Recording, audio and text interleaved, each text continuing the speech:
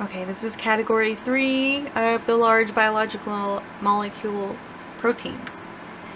So here are just some generic protein blobs.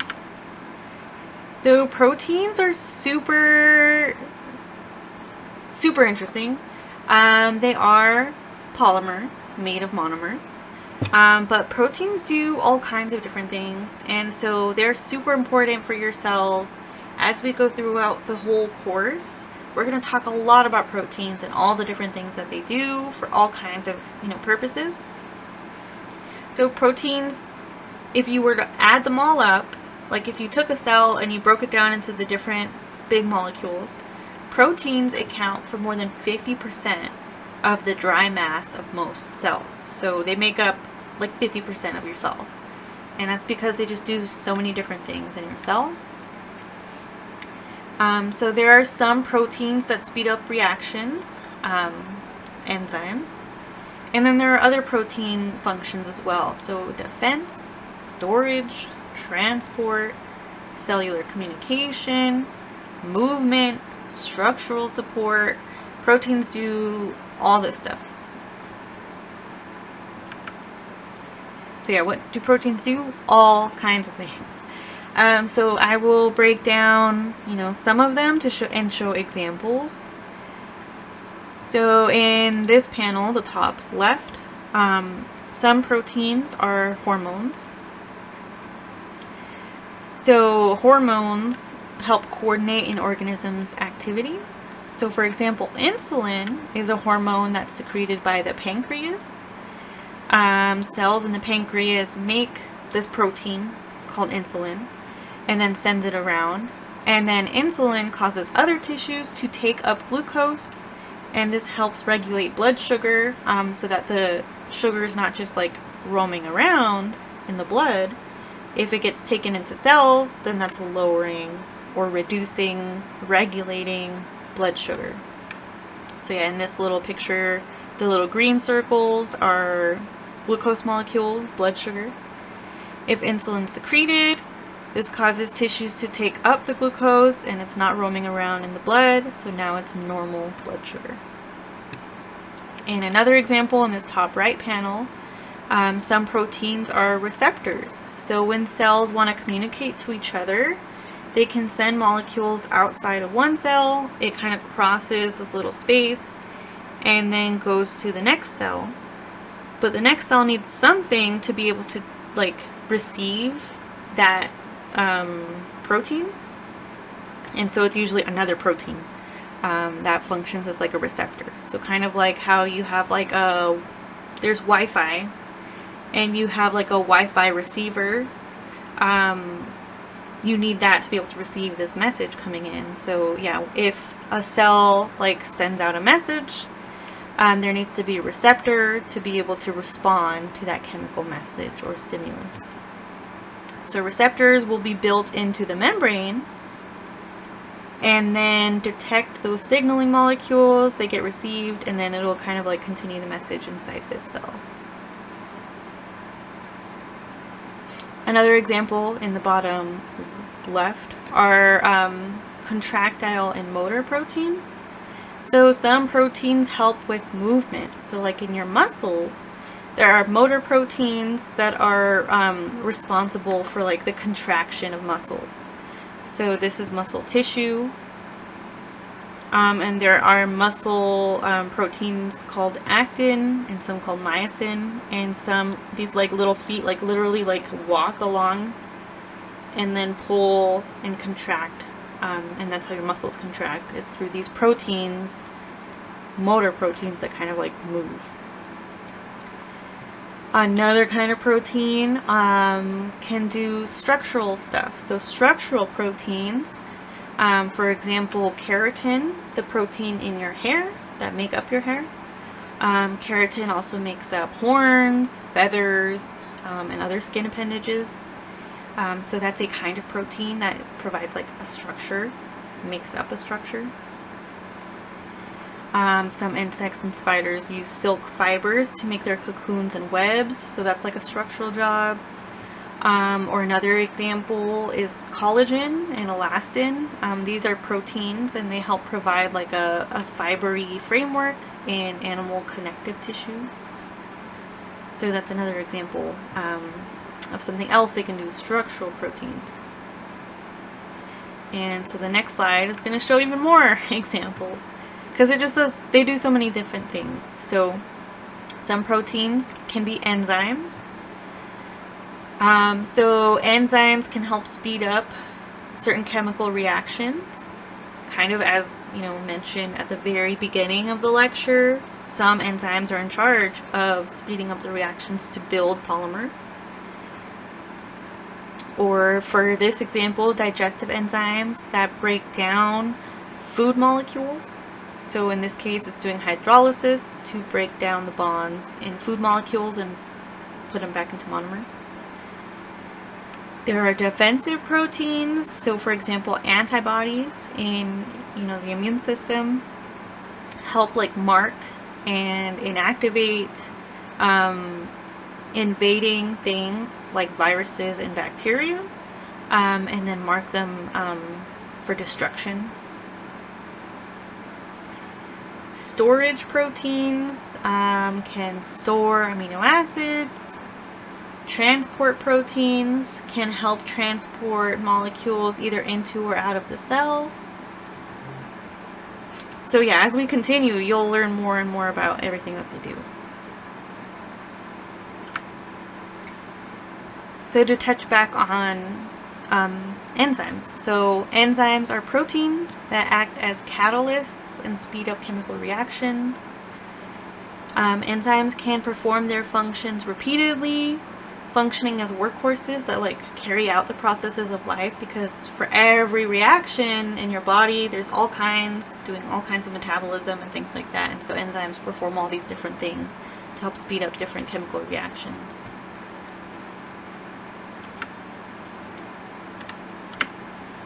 And proteins are made of monomers called amino acids, and there's only 20 amino acids. So proteins are all constructed, even though they do all those different things, they're made from the same set of 20 amino acids. And so an analogy is like amino acids are like letters of the alphabet. Technically there are only 26 letters of the alphabet, which doesn't seem like that much compared to all the different words we can make, and all the different things that they would mean. And so proteins, even though they're so diverse, and you can make really little ones, you can make small ones, huge ones, and they could do all kinds of different things, proteins are all made from like different combinations of these 20 amino acids. And so proteins can also be kind of referred to as polypeptides sometimes. So polypeptides are unbranched polymers built from these amino acids. I think polypeptides now are like kind of becoming a thing, right, in nutrition? Anyway, so polypeptides are unbranched polymers, built from these amino acids. The bond between the amino acids are specifically called peptide bonds.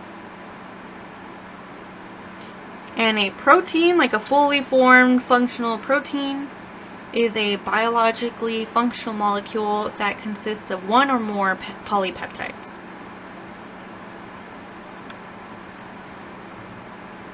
So one polypeptide could be a protein if it's like biologically functional, but a lot of times proteins are made from more than one polypeptide that's actually kind of like joined together.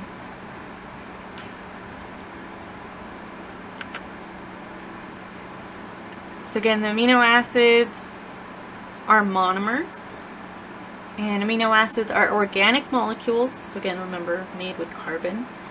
And they have amino groups and carboxyl groups. So again, these functional groups that you'll see come up a lot. And so the amino acids will have like a same common overall backbone, but they'll differ in what's called a side chain. So they all have this backbone with like a carbon, an amino group, and a carboxyl group. And then there's a side chain that we call R groups. So here on the next slide, This is, in purple, is like kind of just like the amino acid backbone that's in common with everything, all the other amino acids. And then what is highlighted in either yellow, green, or pink or blue, those are the R groups. And so those can vary. And if that group is different, then that's a different amino acid. So the simplest amino acid is glycine. And so this is that backbone. There is a carbon. It's connected to an amino group that has a nitrogen and 3 hydrogens. And then there's a carboxyl group. And the carbon in the carboxyl group is double bonded to one oxygen and single bonded to another oxygen. So this is like the backbone. For glycine, the R group is just a hydrogen, and so that is glycine. And so for each amino acid, there's like a full name, glycine, but we also have 2 forms of like shorthand for it. We could just shorten it as gly for glycine, or even just the letter G. And each one has its own different shorthand. So another one, for example, is alanine. So the same backbone, and then in this case, our group is a methyl group. So just 1 carbon and then 3 hydrogens. So this is alanine, can be shortened as ALA or just A. There's valine, leucine, isoleucine, methionine, phenylalanine, blah, blah, blah. And they each have, you know, like their single letter shorthand or the 3-letter shorthand. And then most of the time it's like the first letter, but not all the time. So for tryptophan, the 1 letter representing tryptophan is actually W. Tyrosine is actually Y. And so for this class, you luckily will not have to memorize them. If you ever, like if you transfer and you take an upper division class called biochemistry, you probably will have to memorize them and the different like features of them.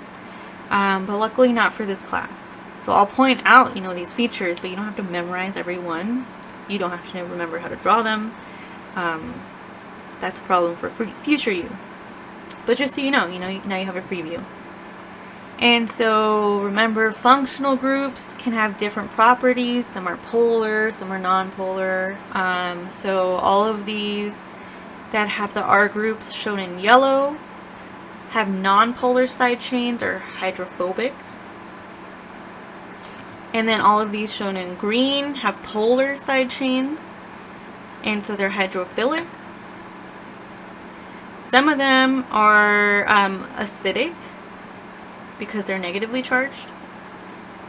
And then some of them are basic because they're positively charged. And so yeah, each of these, depending on what groups are there, can have different interactions with other things.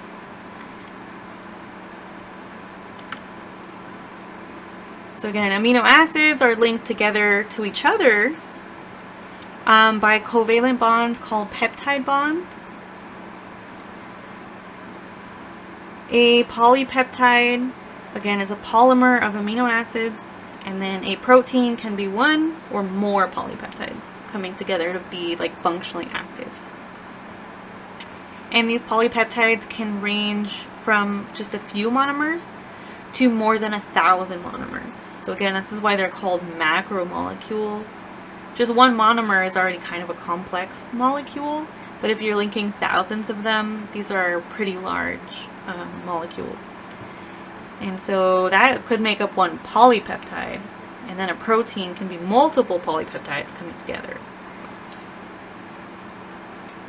Each polypeptide has a unique sequence of amino acids, and then on one end there's going to be a carboxyl end sticking out, and so we call that the C terminus. And then the other end is going to be the amino acid sticking out, and that's called the N terminus.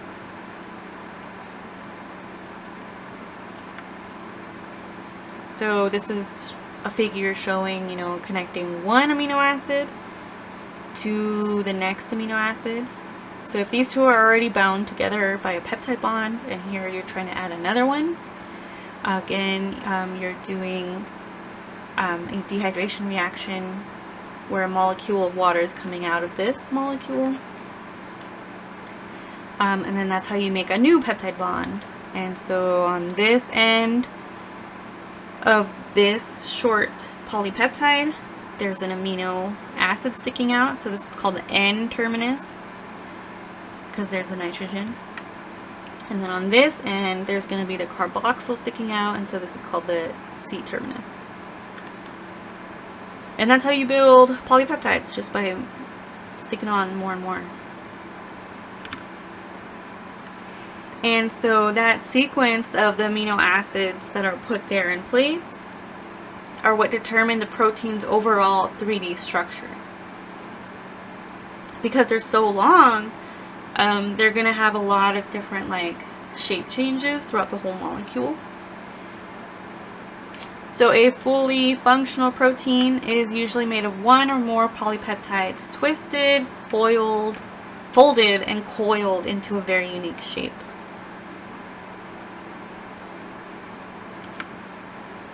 So here are some different models of proteins. A lot of times in the class you're going to see them just shown as like a blob.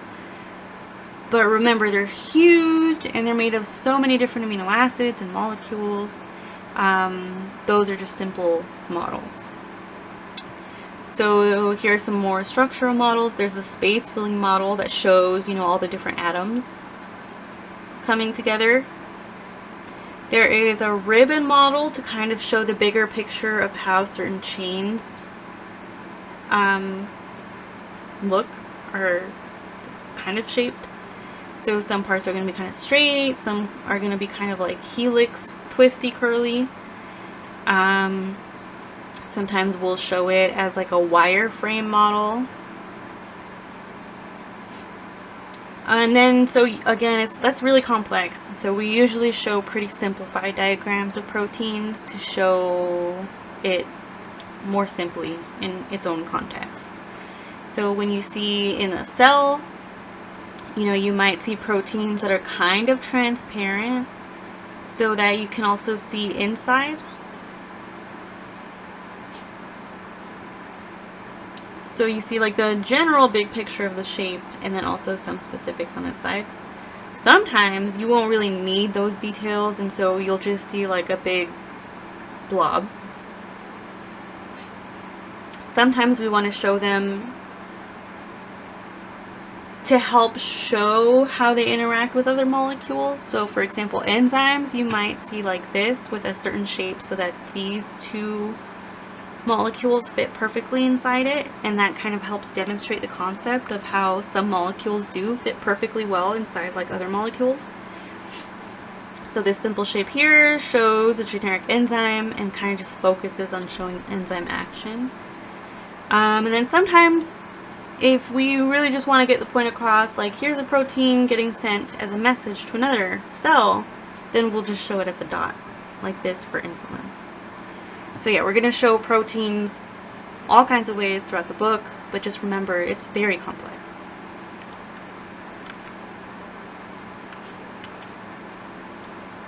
I feel like this is a repeat point, my bad. But again, the sequence of amino acids, like what is there in which order, is what determines a protein's 3D structure.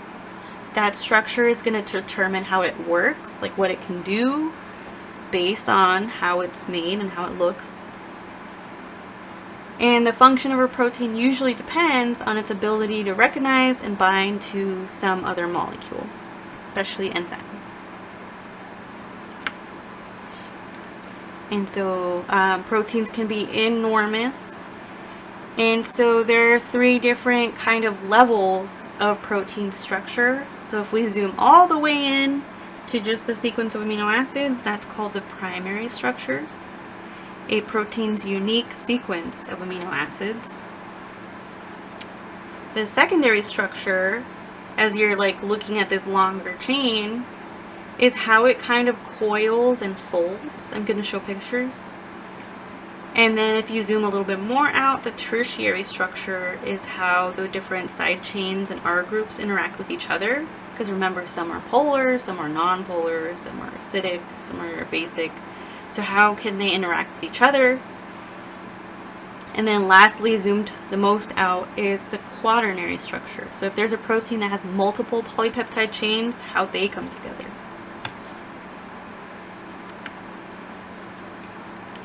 So zooming in again, the primary structure is just its sequence of amino acids, what's in what order.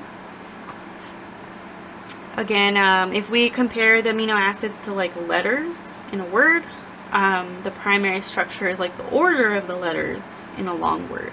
It makes a difference, right?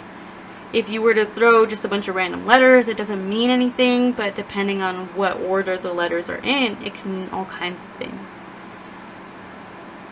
And the primary structure is actually determined by inherited genetic information. It's super interesting. Gene expression, DNA and protein are actually really like closely tied together, not physically, but you'll see how, throughout this class. So that's primary structure, it's just the order of amino acids. So in this polypeptide, if there are these amino acids, that's its primary structure. And then I like this, that it shows, okay, this is one amino acid in this one purple oval, and here's that backbone, and how the R groups can differ. Right now it's not showing different R groups, but yeah, it's showing that. So it's just amino acids in a row.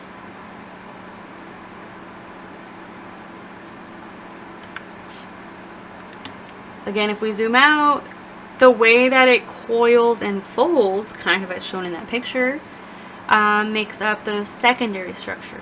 So that results from hydrogen bonds between repeating constituents of a polypeptide backbone. And so there's typically two kinds of structures. So a coil or a fold. That's why we kind of say coils and folds. So the typical secondary structures are a coil called an alpha helix and a folded structure called a beta pleated sheet. And so I will show a picture on the next slide. So a coil is an alpha helix. So a helix kind of looks like this, yeah, just a coil. And then a beta pleated sheet is kind of like a flattened, crimped piece of aluminum, is how I picture it. So here's a beta pleated sheet where it's like a strand, and the way that they line up, the hydrogen bonds just help it make this kind of sheeted structure. It's not coiled, it's like a sheeted structure, and it's pleated, like how pants can be pleated with like a line, like fold, but it's not all the way folded. So yeah, proteins can have both of these things going on in one polypeptide. So in this huge polypeptide, the secondary structure between those repeating parts of the polypeptide backbone lead to these kinds of hydrogen bonds. So if they interact in this way, these groups end up making the alpha helix. If they interact with this way, it ends up forming the beta pleated sheet in this secondary structure.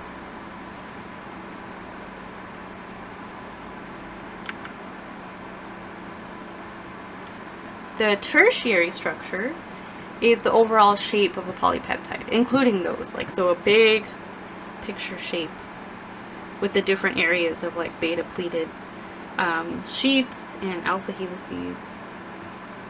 The tertiary structure is the overall shape of a polypeptide, and it results from the interactions between the R groups instead of the interactions between the backbone. So all these interactions here in the secondary structure are between parts of the backbone, but the tertiary structure is how the R groups interact with each other.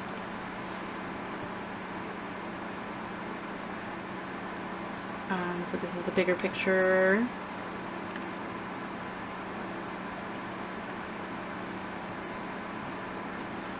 So between the R groups, these interactions include hydrogen bonds, ionic bonds, hydrophobic interactions, and van der Waals interactions. So all these things that we learned about last lecture, right, last week, kind of come into play here, because there's these huge molecules that are going to fold and interact in different ways, making hydrogen bonds, ionic bonds, hydrophobic interactions, van der Waals interactions, and then there can be strong covalent bonds, and so these are called disulfide bridges, and these can also help reinforce the protein structure.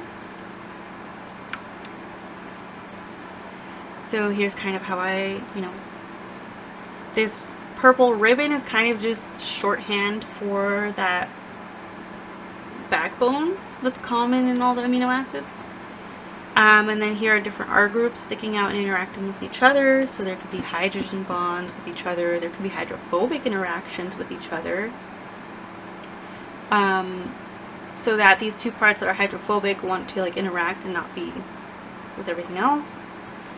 Disulfide bridges are when two sulfurs are interacting, and these are pretty strong. And then there can be ionic bonds between these different groups.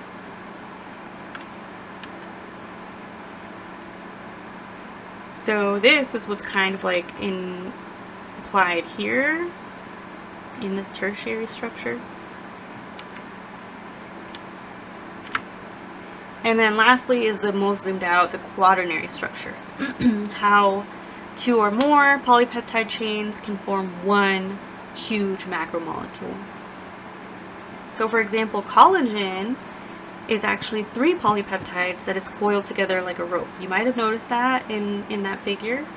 Collagen is actually a huge macromolecule made of 3 polypeptides coiled all together. Another example is hemoglobin. Hemoglobin is a globular protein. So this kind of tells you about the structure. So a fibrous protein is long and fibery. They all are in parallel kind of. Globular proteins kind of form this big mass, and it's globular, looks like a glob. So hemoglobin is a globular protein, and that actually has 4 polypeptides. There are 2 alpha subunits and 2 beta subunits. So here's a picture of collagen.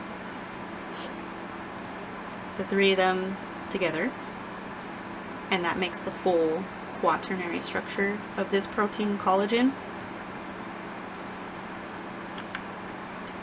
And then this is hemoglobin, and how there are actually 4 subunits. So you can kind of tell there's 2 teal ones and then 2 bluish ones. And so all of these relate to each other. And so if there's even a single change in the primary structure, that can change the whole structure of a protein. So the biggest example is sickle cell disease. So that is a change in just the primary structure, just the amino acid that's there, and that changes the whole shape of the whole functional protein. So even a slight change in primary structure can affect a protein's structure and ability to function. Sickle cell disease is an inherited blood disorder, and it results from just one single amino acid substitution. So everything else is the same except for one amino acid that's the wrong amino acid there, and that changes the whole hemoglobin protein. So this abnormal hemoglobin molecule ends up causing red blood cells to kind of clump up and aggregate into chains and to form into a sickle shape. So on the top is the normal different levels of the protein. So the normal primary structure and amino acids there. The normal secondary, tertiary, and quaternary structures. And then how this makes the red blood cell look overall. So on the top is a perfectly normal, happy red blood cell, kind of circular, disc-ish. And on the bottom panel is the sickle cell. And so just one change in an amino acid here, instead of a glutamine, it's a valine. And just that one amino acid, even if everything else is the same, it changes the secondary and tertiary structures, and then how they come together changes the quaternary structure. And so now the red blood cells look like this, like a sickle. I think they used sickles, sickles for like cutting grains, and so that's why they say it looks like a sickle. It's a sickle cell disease. So what determines the protein structure? Great question. All kinds of things. But again, we're thinking about all the chemistry of it. So in addition to primary structure, there's other stuff like the environment, the physical and chemical conditions that can affect structure. So if there are changes in the pH, in salt concentration, in temperature, or other environmental factors, then this can cause a protein to unravel. You know, it's going to change all the chemistry and all these chemical reactions, and so this protein can just unravel. And so the loss of a protein's native structure is called denaturation. And so a denatured protein is biologically inactive. And so this is why extremely high fevers can be fatal, because, you know, you have so many proteins in your body and they're so important for so many different things. So if you have a high fever, your body's kind of trying to like kill this invading thing, if it's like a bacteria. But this can also damage the proteins in your blood. So extremely high fevers can be fatal because proteins in the blood tend to denature at very high temperatures. And so if it's denatured, these kinds probably can't get fixed and it can be dangerous for you. So sometimes denaturation can be reversed if the denaturing agent is removed. Like say there's a drop in the pH, but if it gets fixed, sometimes denaturation can be removed, but it's not always possible.